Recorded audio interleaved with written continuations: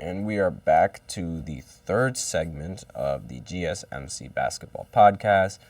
As I said before, in the second segment, we are going to talk about yesterday's matchups, and we are going to update you on the previous games that have recently happened. And if we have more time, we will talk about the rest of the upcoming games in the upcoming matchups that will be happening later on tonight, and the matchups that would be happening either tomorrow or Saturday or Sunday.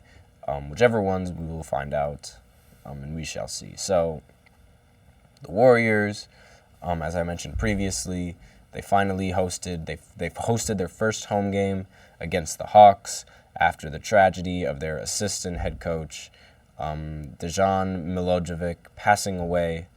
Obviously, there was a tribute before the game started for him since they were at home. This was the first game the Warriors have played after having two of them postponed.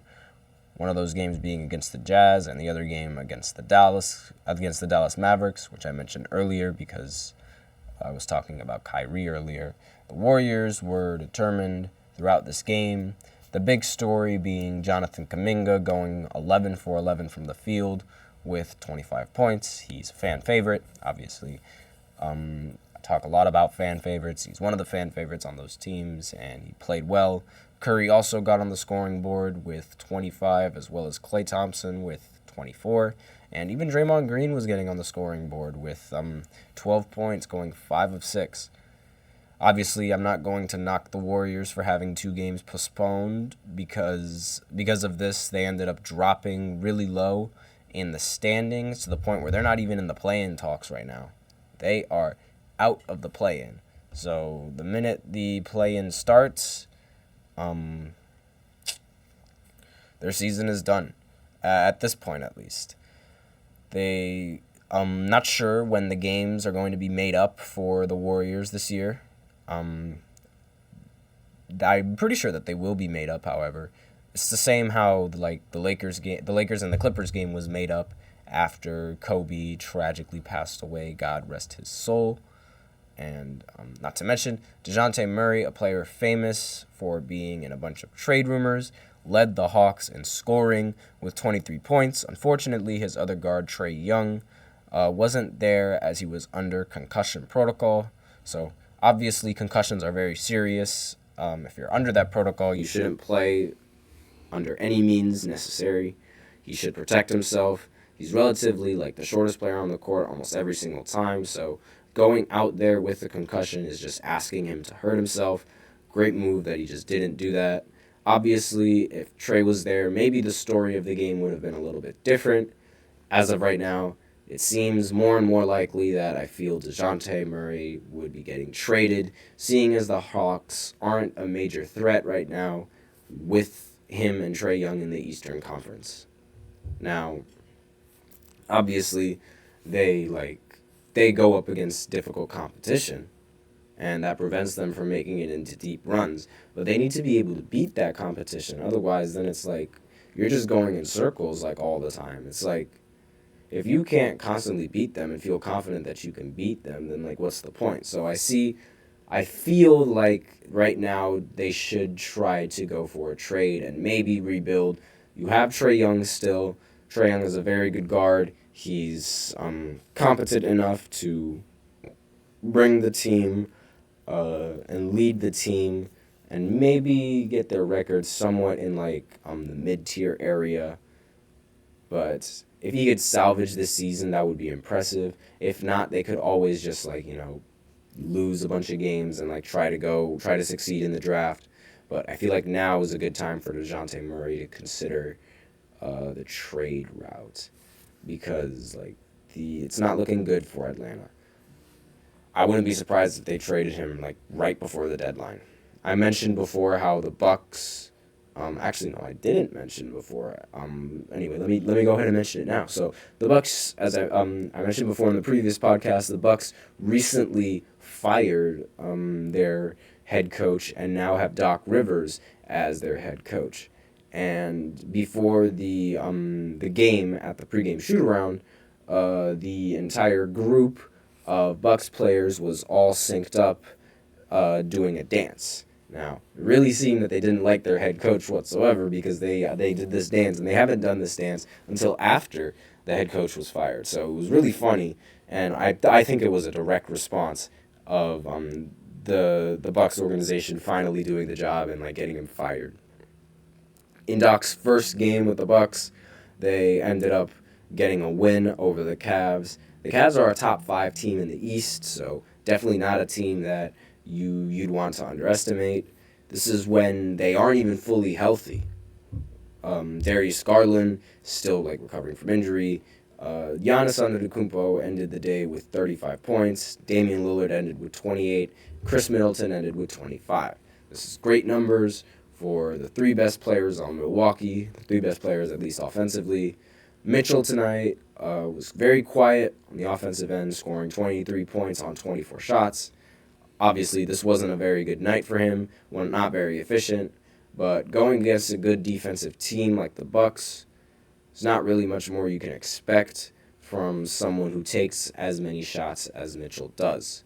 The Bucks have shown that they have multiple offensive weapons to deal with their situation come playoff time. Having Dame on the roster definitely opens up a lot more scoring opportunities, and Giannis is already great in getting efficient shots in and arguably out of the paint. He's working on his mid-range game. He's got a little bit there, but they have a lot of weapons, and they've shown that they can utilize them very well so far. Like even though Dame didn't have the greatest like night shooting the ball like efficiency wise, he was still able to put points up on the board, and that's what you need in the end of the day from Dame. Same with Giannis Antetokounmpo. He played very dominantly, as he always does. And Chris Middleton finally got in on some of the action. I don't really see him getting talked about much in terms of scoring because now it's like between Dame and Giannis, or who gets the game ball in the end.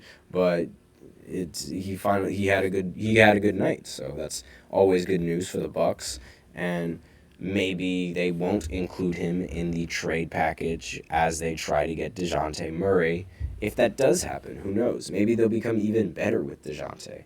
They do need all the firepower that they can get because of how good Boston Celtics are and their starting 5. So maybe the coaching change was for the better with the Bucks squad and they just needed a new face. Again, we will see come playoff time. I can't stress enough how scared I am for these Bucks come playoff time. And like we will just see what happens. Hopefully like they can get the job done, but the Pistons ended up winning another game, improving their win total to 5. I thought they would end up losing, as I mentioned in a short before, so that's why I'm including it in this segment. A lot of people feel sad for their fans because they still, for some reason, can't get more wins than the Giants.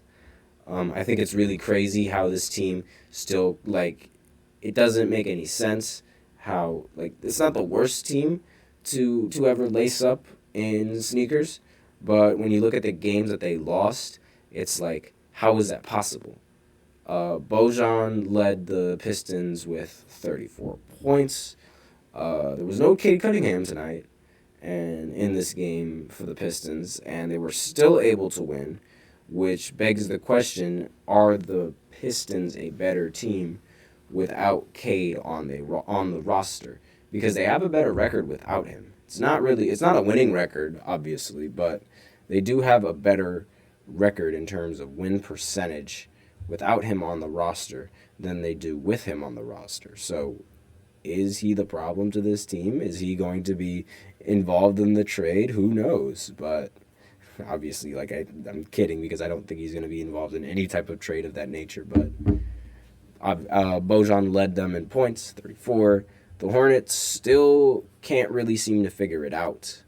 They won against the Wolves, but now they lose to the Pistons, literally going from beating the best team in the league to losing to the worst team in the league. So it's like, it's a really bad flip-flop scenario that you got right there.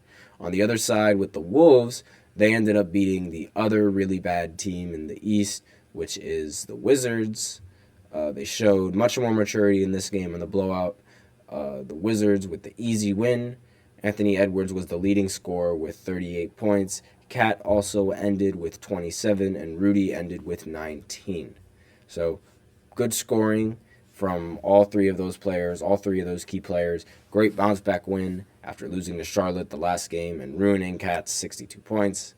What was thought to be Jordan Poole's big pool party in Washington ends up being so bad that the team decides to completely move locations.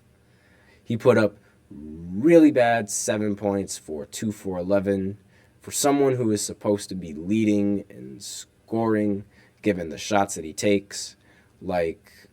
He still took the second most shots on his team, and he had only 7 points, which is not good whatsoever. These are really bad plays that he's making on both sides of the ball, and for someone that should be scoring this much, this is just unacceptable. If he's not scoring, then he's not doing well because he gives zero effort on defense. He has no room to talk about on defense. It doesn't even look like he knows where he's at sometimes. It really highlights the difference between him and Anthony Edwards. They're relatively close in age, and Anthony Edwards has shown that he can be a leader of a team and be a reliable option and a reliable role model for a team, for their fans, and for any organization to work around with. Right now, it doesn't look that way for Jordan Poole. Even though Jordan Poole is the one with the ring at the end of the day, that's sort of the only talking point that he has right now. So we still have some time, and we will see if Ant can end up getting that ring. Who knows? It might happen this year. Might happen a little bit after, because who knows if Jordan Poole's going to get a ring. But we think we still have enough time, so we can get into some more other segments. Well, no, not other segments. My bad. Other matchups that are going on tonight and that are going to happen, and you should be on the lookout. The Pacers are going up against the Sixers tonight. Not sure if Tyrese is going to be playing this game, but if he does, this is definitely a game to look out for. Tyrese Maxey against Tyrese Halliburton.